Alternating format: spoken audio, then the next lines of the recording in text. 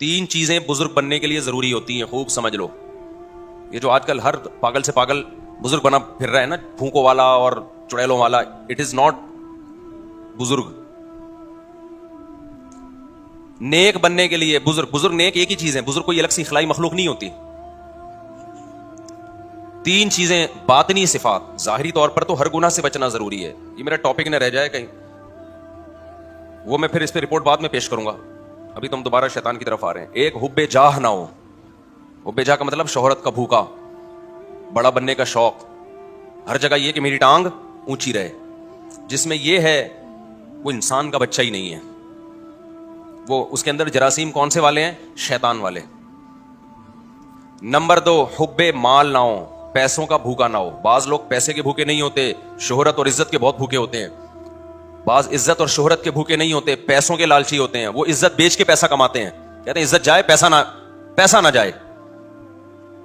یہ بھی بہت بڑی بیماری ہے. اور تیسری چیز ہے حب باہ, ٹھرکی, عورت کے ٹھرکی.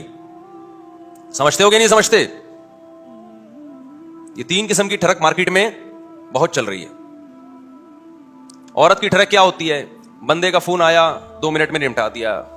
کسی خاتون کا فون آیا, ذرا آواز اچھی ہے, فون پہ چپک گیا. اور یہ ان لوگوں میں خطرہ زیادہ ہوتا ہے جو مشہور ہوتے ہیں, کیونکہ ان سے عورتوں کا واسطہ بہت ہوتا ہے. عام آدمی کو اتنا واسطہ نہیں پڑتا. تو ایسے مذہبی اسکالرز بھی ہیں کہ انٹی کو سمجھاتے سمجھاتے اس کے گھر تک پہنچ گئے. بہت ہیں. کچھ تو ایسے ہوتے ہیں کہ ہوتے نیک ہیں لیکن عورت کے فتنے میں آ کے بگڑ جاتے ہیں. کچھ ہوتے ہی فراڈی ہیں شروع سے.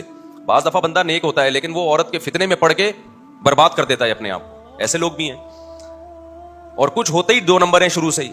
تو جو ان چیزوں سے بچ گیا تو تصوف کی اصطلاح میں کہا جاتا ہے کہ اس میں حب باہ بولو نہیں. ایک ہوتا ہے قوت باہ, ایک ہوتی ہے حب باہ. دونوں میں کیا ہے؟ ابے کیا ہو گیا؟ فرق ہے. قوت باہ تو مردانگی کو بولتے ہیں, وہ تو پیغمبروں میں بہت ہوتی ہے. ایک پیغمبر میں 40 مردوں کے برابر قوت ہوتی ہے. یہ تو مرد کی مردانگی ہے. ایک ہے حب باہ, ہوس. اندر کچھ بھی نہیں ہے, گٹکے کھا کھا کے تباہ ہو گیا ہے. ٹھڑک اتنی ہے کہ انٹی ایک گلی کے ایک کونے سے گھسے گی نا, تو جب تک اس کو دوسرے کونے سے نکال نہیں دیتا نظر نہیں جھکے گی اس کی. آپ دیکھ لو کراچی کے گٹکے والوں کو. صحت کا یہ عالم ہوگا کہ قمیض اتاریں تو پوری پسلیاں آپ گن سکتے ہیں باہر سے. ایکس رے رپورٹ کی ضرورت ہی نہیں ہے. الٹرا ساؤنڈ کے لیے کہ ڈاکٹر نے بولا ضرورت نہیں ہے, یہاں سے پتا نظر آ رہا ہے ہمیں. ٹھیک ہے نا. گٹکوں کا دیکھو, کوئی نیچرلی اگر کوئی لڑکا باریک ہے نا تو اس پہ طنز مت سمجھو, کیونکہ یہ تو اللہ کی بنائی ہوئی وہ ہے. کچھ باریک ہوتے ہیں, کچھ کیا ہوتے ہیں. میں تو گٹکا نہیں کھاتا تھا لیکن میں بہت باریک تھا. یہ تو میں 2013 میں تھوڑا سا موٹا ہوا ہوں. شادیوں کی برکت کہہ لو یا کیا کہہ لو, واللہ عالم. ان کو پتا ہے میں کتنا باریک سا ہوتا تھا. 2013 سے پہلے میری یہی پوزیشن تھی جو میں بیان کر رہا ہوں. لیکن وہ باریکی صحت کی کمزوری کی وجہ سے نہیں تھی, وہ نیچرلی دبلا پتلا. کیونکہ صحت تو پہلے اب سے زیادہ اچھی تھی اس وقت. ہم بھاگتے تھے, پکڑائی میں نہیں آتے تھے.